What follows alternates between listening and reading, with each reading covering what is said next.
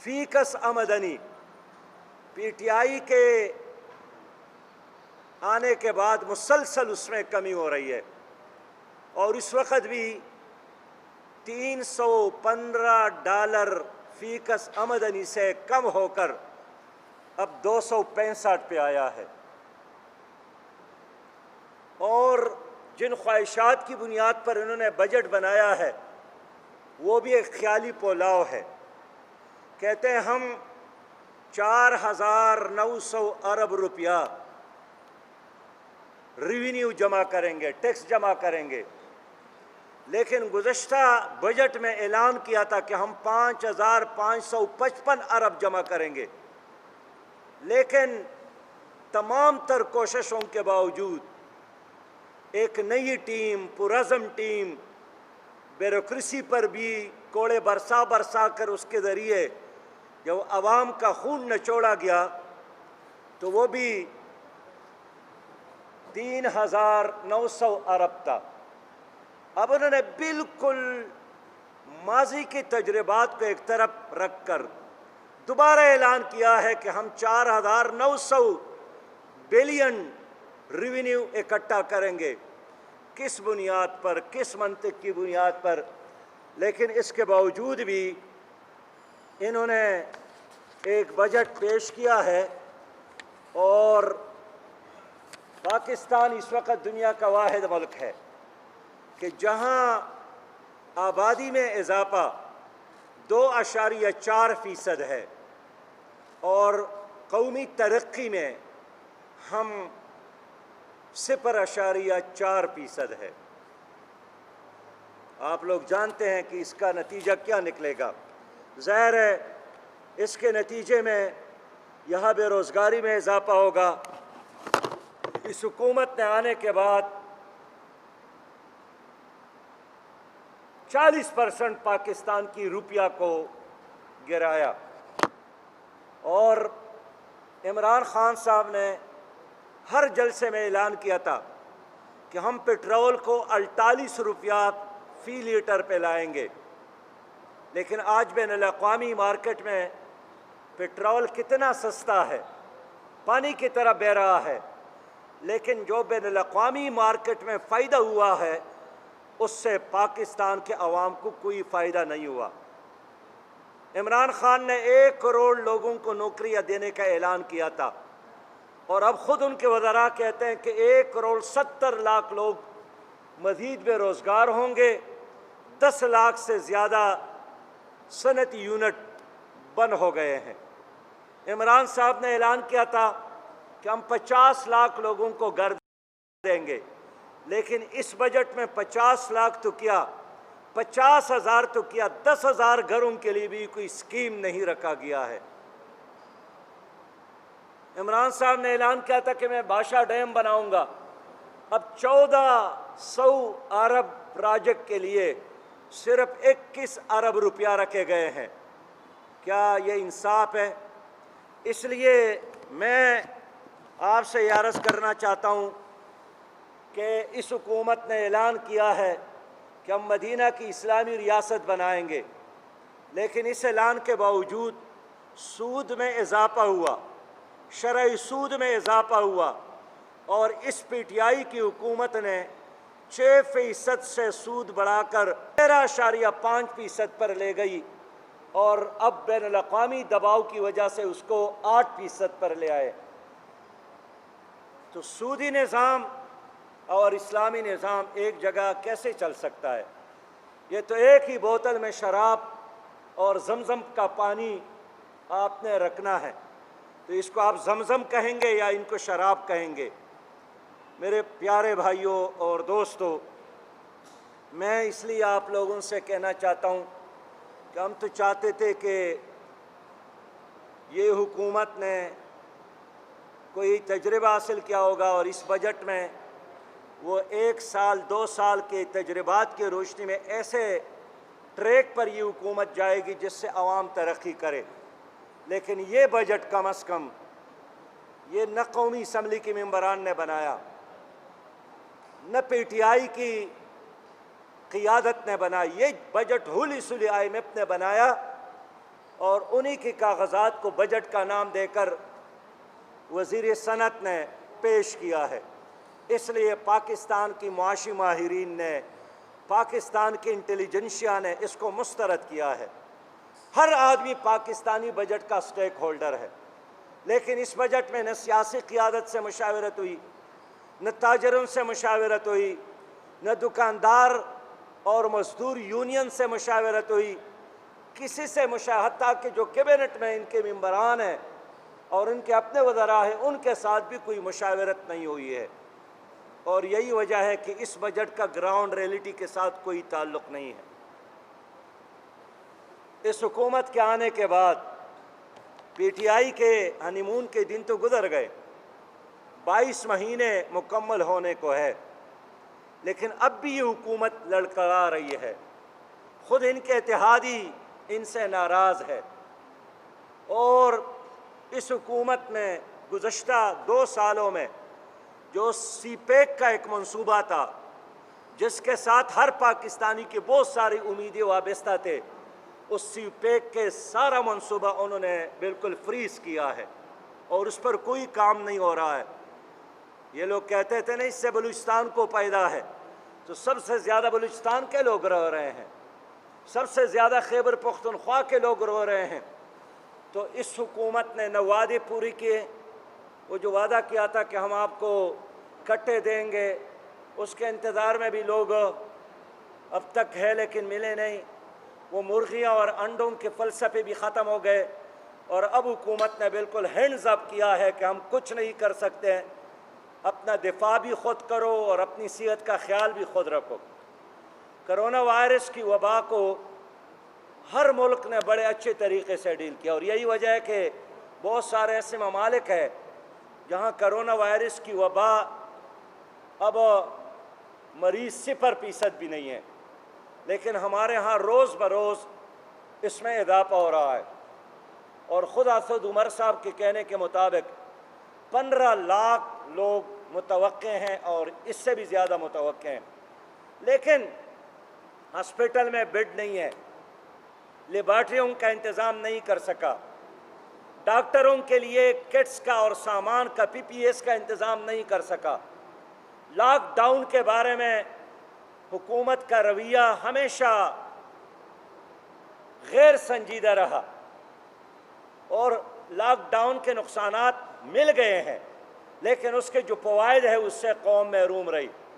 Lock down 14 دن کا ہوتا ہے، یہ ہمیشہ نہیں ہوتا ہے کہ آپ مہینے اور ہر مہینے ایک لاک ڈاؤن کہے اور کہے کہ نہیں یہ لاک ڈاؤن نہیں ہے، یہ سمارٹ ڈاؤن ہے۔ نہیں، سمارٹ لاک ڈاؤن کیا ہے اور اصل لاک ڈاؤن کیا ہے، جعلی لاک ڈاؤن کیا ہے اور اصلی لاک ڈاؤن کیا ہے، یہ سارا مذاق ہے، اس لیے کہ حکومت نے اس وبا کو سیریس ہی نہیں لیا۔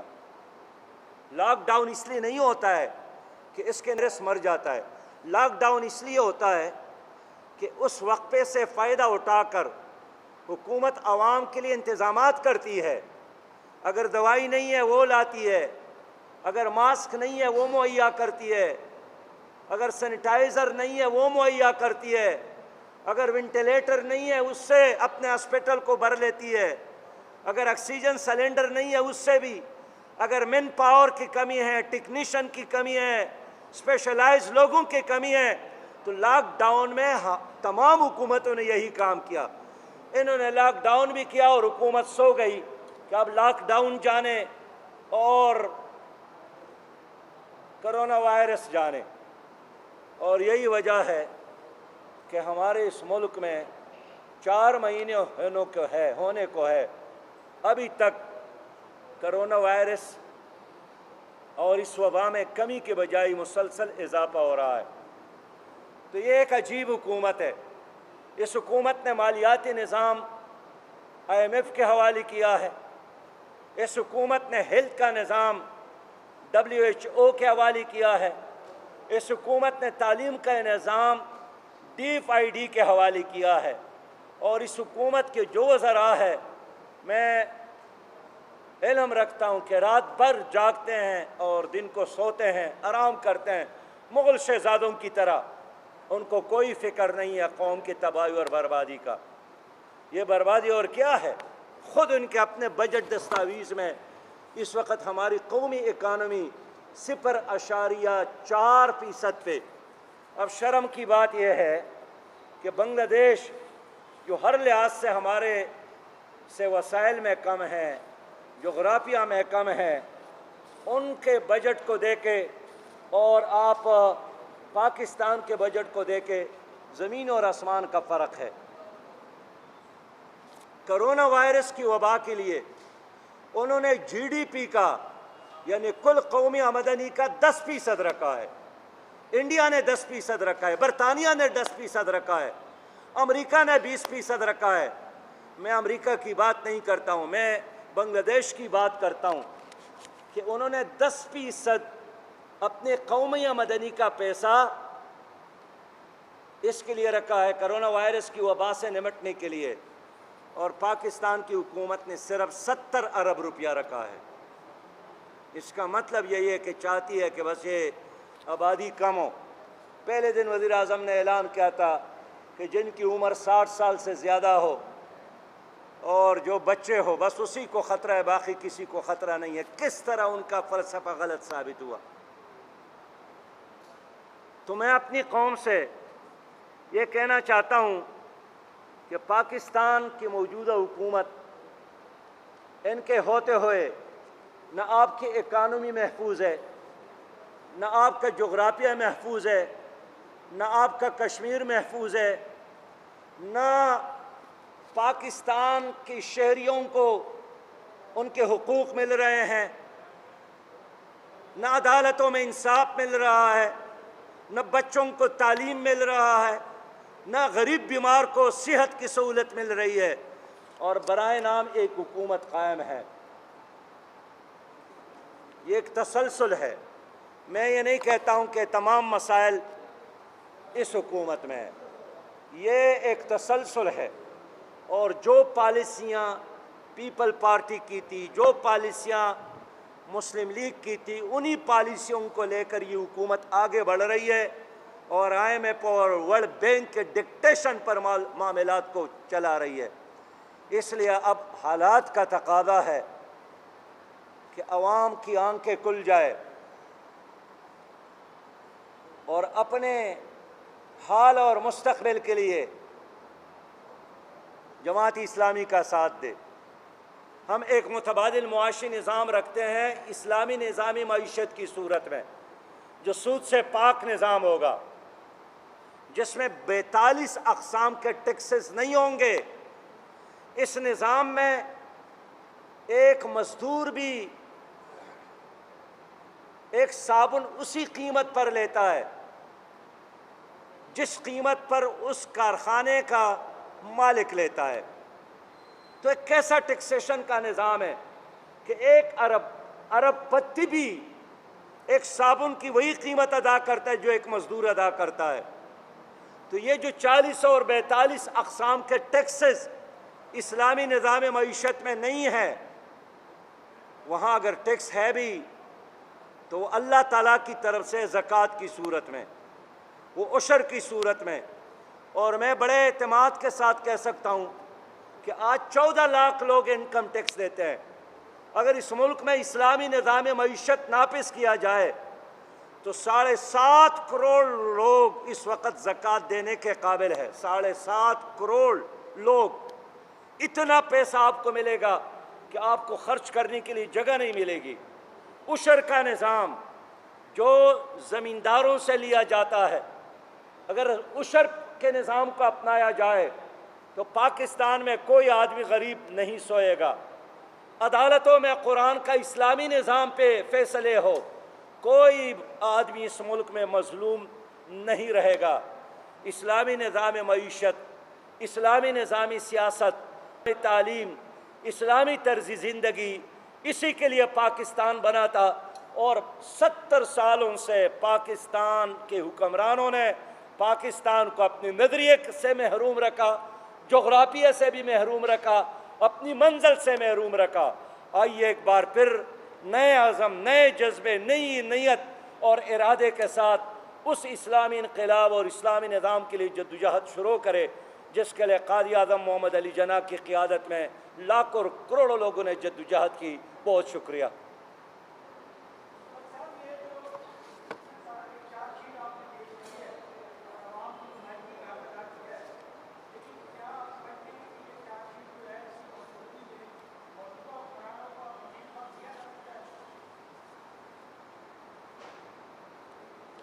موجودہ حکومت تو ایک نام کے حد تک موجود ہے، کام کے حد تک تو اب بھی نہیں ہے،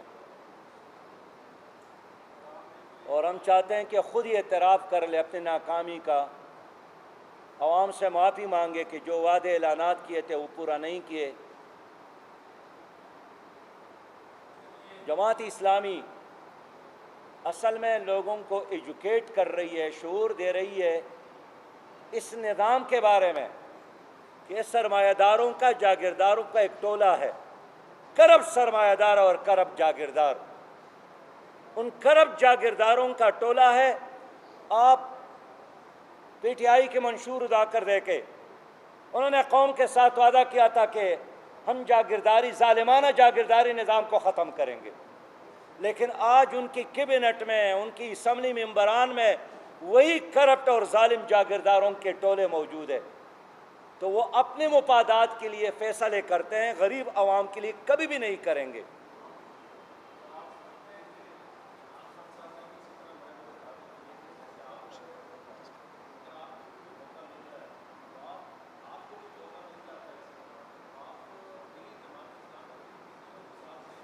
نہیں، ہمیں موقع ملا تو ہم خالی و ذہن نہیں ہیں ان کی طرح. ہمارے ساتھ ایک مکمل پروگرام موجود ہے، ہیلتھ کے حوالے سے، انصاف فراہمی کے حوالے سے، زراعت کو بہتر اور آگے لے جانے کے حوالے سے. میں آپ کو یقین دلاتا ہوں کہ پاکستان کے اندر اتنا پوٹینشل ہے کہ ہمیں ورلڈ بینک اور آئی ایم ایف سے قرضے لینے کی ضرورت ہی نہیں ہے. تو جماعت اسلامی ایک منظم اور دیانتدار جماعت ہے. جہاں بھی عوام نے ہم پر اعتماد کیا، ہم نے ڈیلیور بھی کیا ہے. ہمارا میئر کراچی میں آیا تھا،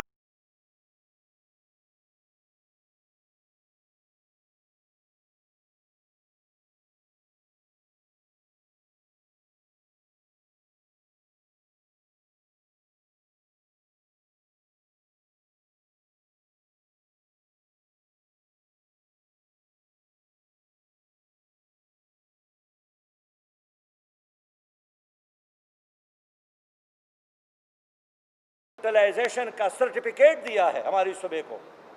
ہمارے ساتھ لوگ ہیں، ہمارے ساتھ سوچ ہے، ہمارے ساتھ صلاحیت ہے. اس لیے ہم عوام سے اپیل کرتے ہیں کہ ایک چانس ضرور آپ جماعت اسلامی کو دیں.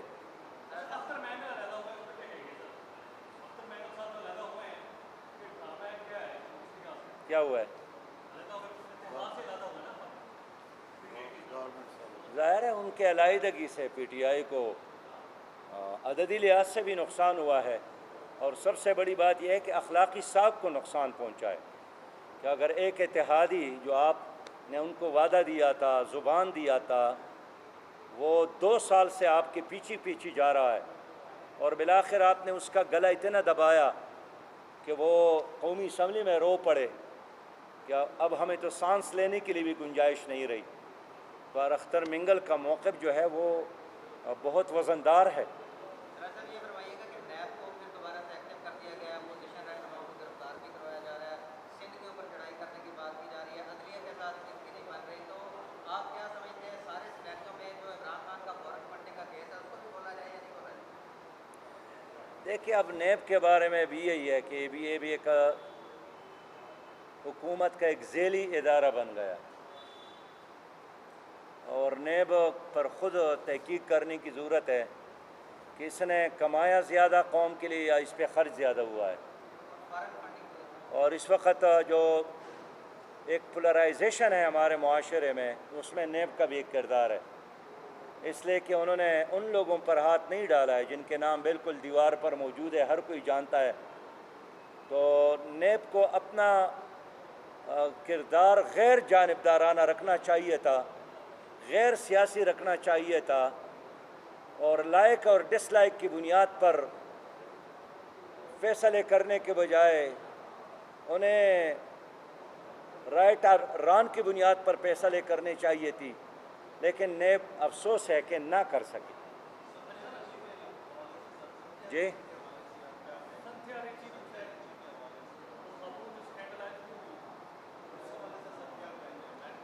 ایک امریکن خاتون نے ایلیگیشن لگایا نا میرے ساتھ۔ ایک تو ہم مسجد میں بیٹھے ہیں، یہ بالکل ممبر اور محراب ہے، اس لیے امریکی خواتین کا ذکر یہاں نہ کریں۔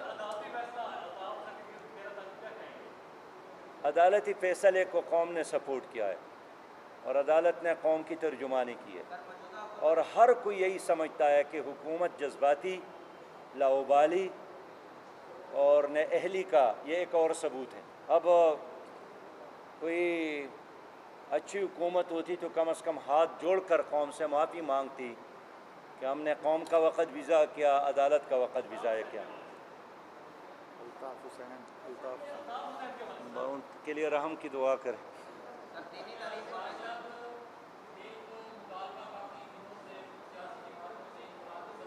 جی پیارے بھائی،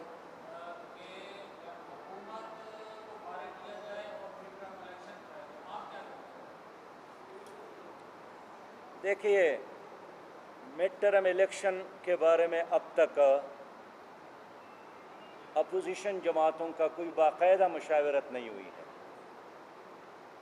اور میں چاہتا ہوں کہ مڈ ٹرم الیکشن کے بارے میں بھی کوئی جماعت تنہا مطالبہ کرنے کی بجائے ایک اجتماعی مشاورت ہو جائے۔